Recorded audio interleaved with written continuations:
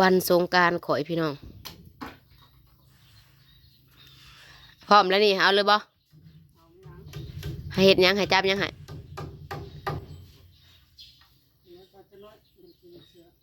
ต่อเติมอีกพี่น้องเพราะว่าบัดจะหน่อยย่ามฝนนี่พี่น้องขึ้นมาได้ดำไห้ดำหน้าผัดสิเลนบ่มีบ่อนส้นได้พี่น้องบ่มีบ่อนส้นสิเลนเปียกขึ้นมาเฮือนครัวเลยอีกก็เลยว่าต่อเติมไปอีกมีบ่อนส้นแดดส้นฝนอีกบาทหนึ่งพี่น้องคือสิสุดสำนีแหละบัดนี้มันมาพัวฮะสุดแล้วนี่สุดแล้วสุดแล้วบัดนี้พี่น้องเอาเตียงมาอยู่นี้บัดนี้ ตั้งแต่กินข้าวกินน้ำกับข้าวอีพ่อบ่อยากขึ้นมาเทิงกันย่อลงให้เราอยู่ลุ่มพี่น้องสบายดีเด้อสบายดีบ่สุขสุขคนสมองสมบูรณ์พี่น้องฝากเป็นกำลังใจให้เด้อพี่น้องเด้อ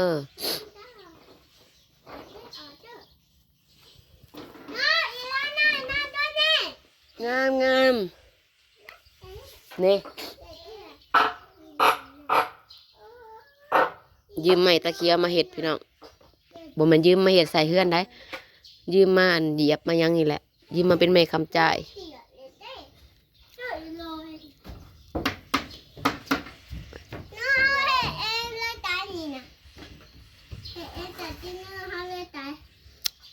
วันสงกรานต์เฮาก็บ่ได้ไปไสพี่น้องบ่ได้ไปหลินไปหัวใส่พัวพาเฮ็ดเฮือนพอเวลาพัวเฮ็ดก็มีแต่เวลาแต่พักปีใหม่พี่น้องคันพักปีใหม่ไปหลินผัดบ่ได้อันนี้ซะ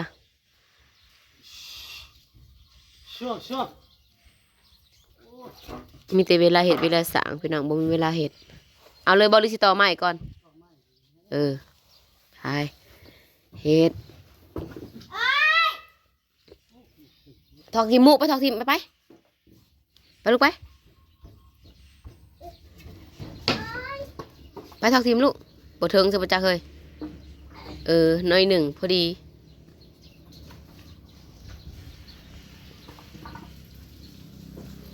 เอาน้องเอาขามามานี่ขามาน้องตัวเอาครูเอามาลินมานี่เอามาลินรถอีพ่อบ่แล้วสิเอาเขาห่มบ่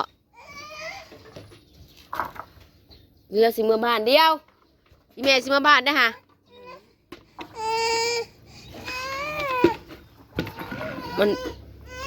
มันบ่มีน้ำอ่ะอีน้อยนี่ก็บ่กินข้าวนี่แล้วลูกเขาห่มบ่เอาเขาเบิ่งได้น้อยเปียก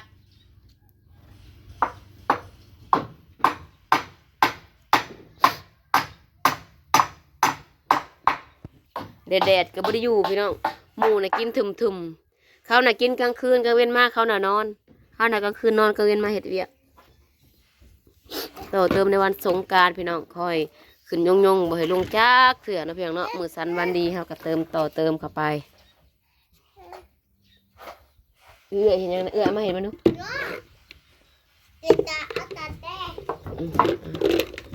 จะโสน่าลอยสิปิ้งปลาให้ลูกสิปิ้ง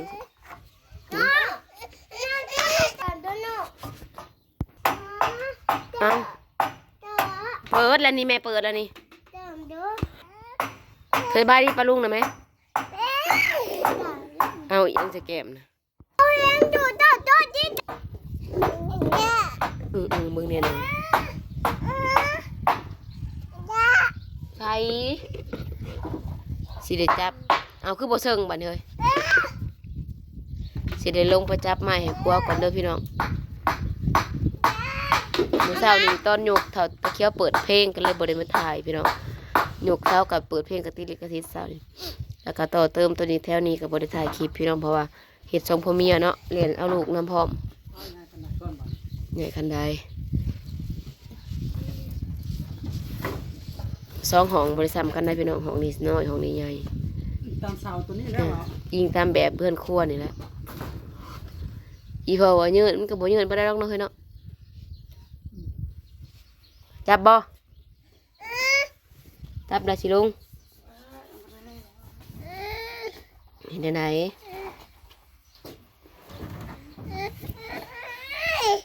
อุ๊ยเป็นอันพิษเบิดเนาะ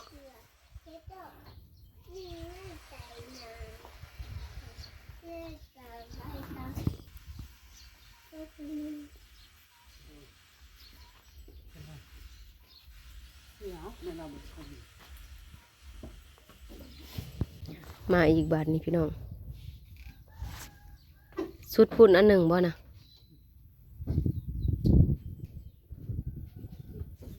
ติดที่ต้มเอาบ่นะแม่พอดีกระเทินบ่ได้เหลื่อมเลยไม่มันหาแมตเต็มให้มันก็พอดีเป๊ะๆมันจะลื่น มันก็บ่มีคอนเลยถูก ได้ต่อเอาหั่นแหล้วต่อจะกระเทือนก็ได้ต่อให้เอ้ยกระเทือนก็ได้ต่อหั่นแหล้ว ต่อก็บ่มีคอน โอ้ยมันได้ต่ออยู่แล้ว บ่มีคอนแล้วบ่ โอ้ย เฮ็ดบ่มีคอนมันออกมันพ่นออกสำนานบ่เบิ่งเบิ่งนี่ก็สำนานบ่ บริษัทกันบ่ ก็ทำนี่ยามันแล้ว เบื้องนี้แล้วผัดอยู่มาอยู่ไปพุ่นแล้วเมื่อกี้ เบื้องนี้ก็มีเบื้องนั้นก็มีอยู่ก็มีคอนทำนี้แล้วมันมีตาไม้สับนั่นแหละมีคอนออกมา เป็นไปได้มันก็โอ้ยกระเทือนเห็ดแล้วมันก็กุดุดอยู่เอาคอนออกละลายแน่ต่อรถ ต่อฟังมันผู้ดีกระเทินแล้วต่อนี่มันต้องมาต่อที่ใดมันได้สิมาต่อตอนนี้มันก็เงื่อนขึ้นเล่นอันนี้มาต่อใช้ทีเลยต่อขึ้นกับเลยทำนั่นแหละเอาทำนั่นแหละคอนมันมีคอนมันอยู่แต่คอนมันบ่ยาวหรอกคือ จำเป็นเอาสำนีแรกเพิ่นเพิ่นจากได้ทางนี้ยาวๆเพิ่นว่าสิเอามันคงมันเหลื่อมมาพี่เลยเพิ่นว่ามันหักบ่ได้ไม้พอดีกระเทินแล้วนะหาแม่หาซิปนี่คือสิพอดีงามนะเฮ้ย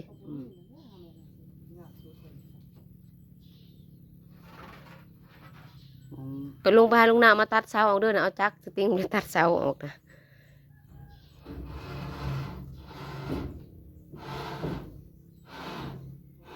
สังกะสีก็บ่ได้พอเด้อเอาแล้วเอาจักอีหลับลงไปแปลงนี่น่ะแล้วลุงเต่าอยู่ แล้วตัดถ้ามันบ่เป็นหยังได้คันเป็นหยังก็เว้นอีกแล้ว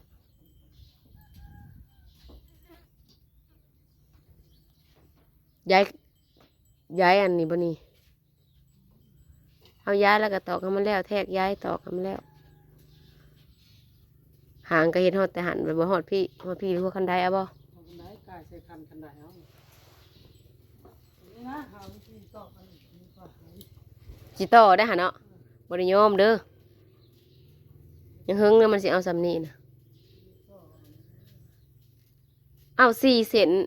5 เซนเจ้าก็ตัดตัวนี้ต่อเอาละว่า ตัดมันก็บ่พอแล้วไล่ใส่5 เส้น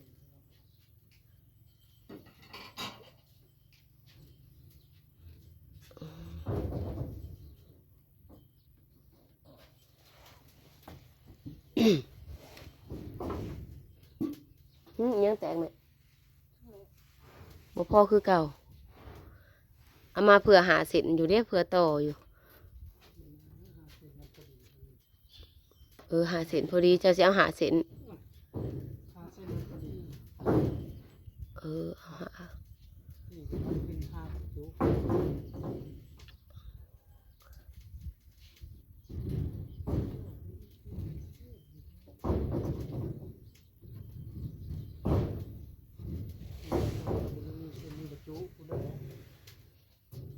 หันเอา4ด้วยหันเอา4แล้วเอาต่อเอาทางในอันนั้นที่ตัดครึ่งนะ หันเอา4แล้วเอาตัวหานี่ต่อ ต่อมันจะหลายแล้วมันห่างโคตรมันจะห่างมันจะอ่อนแล้วของสีมันบ่อ่อนมันบ่อ่อนของสีมันห่างสีมันก็ห่างอยากเขา ห่วย ไข่ดาวนี่ต้องหนุนหน่อยนุ่มไข่ดาว เอายางบ่นี่นี่เด้นี่เอามาเอาต่อก็ต่อ ต่อมันก็ได้ต่อสองข้างแล้วผมต้องเอาสองข้างนี้ต่อสองข้างนี้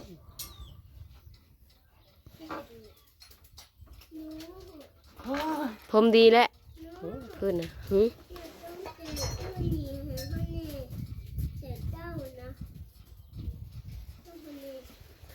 ต่อเติมพี่น้องพอได้อยู่พอได้สด ต่อซ้อนขางแล้วมันก็ต่อขางเดียวขางพอดีอยู่ตอนอย่าให้มันยาวทั้งนั้นแบบ